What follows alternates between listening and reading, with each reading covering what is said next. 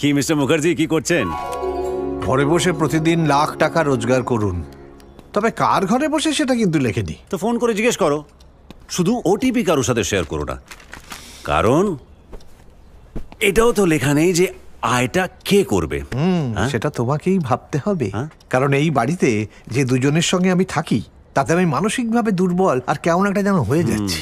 এই জন্যই তো বলছি বিয়েটা কর। তুই তো আমার কথা শুনবি না। এই দেখো, তোমার সব ব্যাপার ঘুরে ফিরে এসে আমার বিয়েতে আটকাবে।